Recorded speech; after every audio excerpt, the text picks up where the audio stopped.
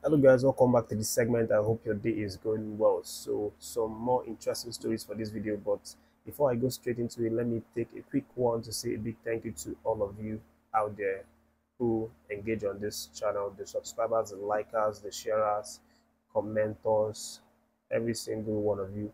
Thank you guys so much. We have reached 1 million views on YouTube here, which is obviously really massive. We keep growing, however slow and steady, keep growing, raising a community of Super Eagles lovers, Nigerian football uh, interests, interest group, people who want to actually lend in their opinions to make the team even better, every day, every single day.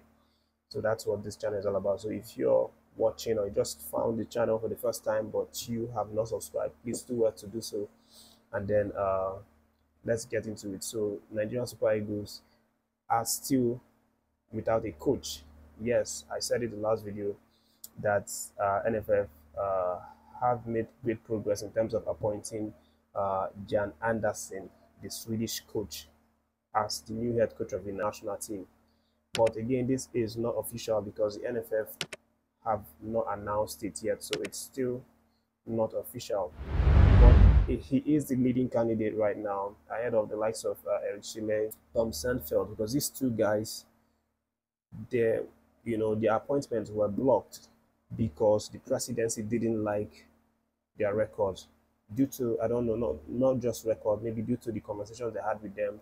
It could be financial demands, financial commitments, and all sorts of things. That could be the reason why the presidency didn't like these people so much. But Jan Anderson is the man that the not just NFF but also the presidency and the NFF's president have given green lights to be appointed. And from the look of things, it's going to be the one that's going to finally be appointed, as everything has been done in the background, but it's not yet announced right now. So the latest right now is that one of NFF's spokesperson, the person of Mr. Ademola Olajire, has now released a statement to the media where he said that nothing has been official. He is confirming that the appointment of Jan Anderson is not official, that there's nothing like that. He said in his words, the federation will announce the head coach for Super Eagles when it's ready. Nobody has been appointed yet. This is his word, the spokesperson for the NFF. And that is the confirmation that he is not yet appointed. But great progress have been made, as reported on this channel and also on several conventional medias as well, that Jan Anderson is the man that's going to take up that role.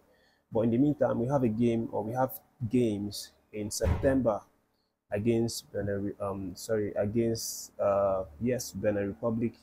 on the 7th, and then against Rwanda on the 10th next month. The real question is, who is going to lead the Nigerian Spiders to these games? Is it going to be the new coach, perhaps Jan Anderson? Will the NFF be able to complete this contract with him and have the man resume the job, and still have enough time to prepare this team, play that game on the 7th and 10th?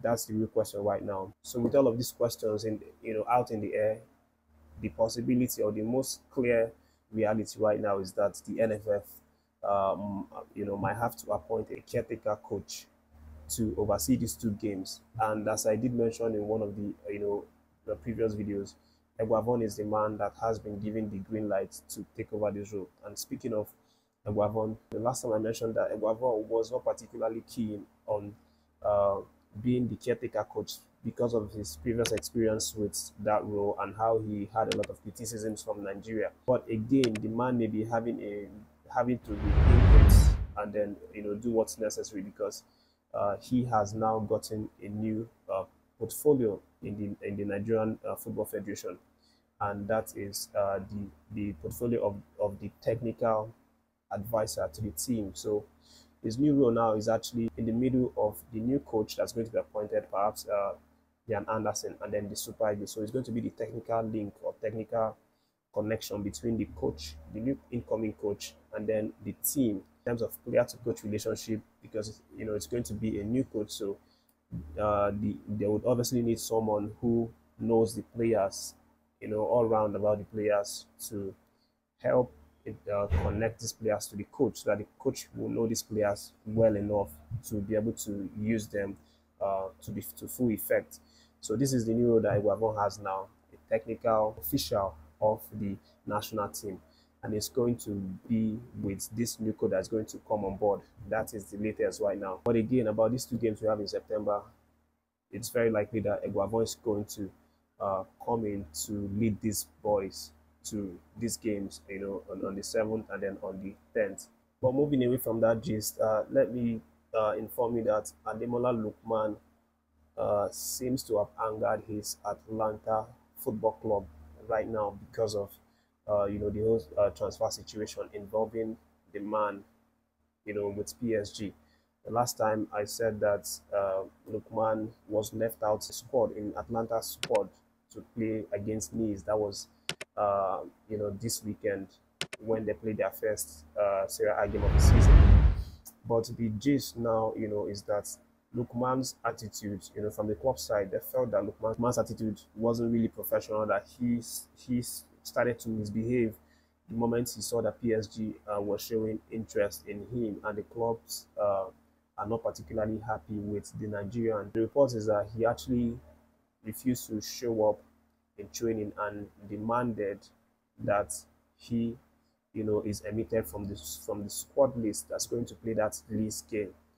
And it was basically like he was forcing his club to give him break for him to try and see if he can complete that deal to PSG, and the club are not happy about it apparently.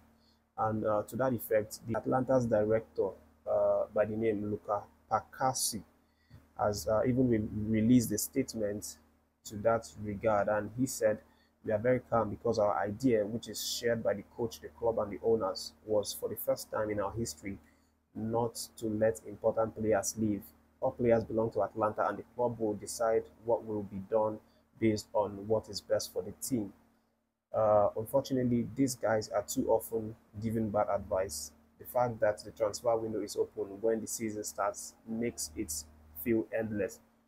So from this man's statement, he's saying that Lookman didn't behave well.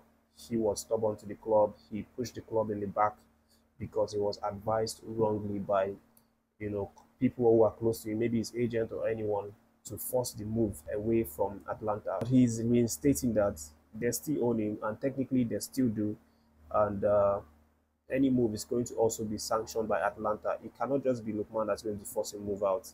Atlanta will also agree to allow Lookman to go, and that depends on a number of factors. Will PSG be able to meet the transfer fee of Ademola Lookman? Remember, it's around 55 million euros. So this is one of the factors that they have to meet. And again, if Atlanta are willing to sell to PSG, even if they meet that transfer, it's not a guarantee that if they meet it, that Atlanta are going to sell. Just like this man is saying now, that their priority is to keep their best players and not to sell them. But we'll see what happens in the next coming days, whether they will be tempted to let Lookman go. Of course, his behavior is something that has obviously built some sort of bad air between the team, but it can easily be forgiven. We've seen that done several times by top players who try to force their move away from the club. Of course, PSG is definitely a big club, so personally, I can understand why Lookman wanted to, try to influence that deal to happen. But that's the update for this moment. Thank you for watching. Don't forget to react to any of the stories. Like the video, subscribe to the channel, and stay tuned for more videos.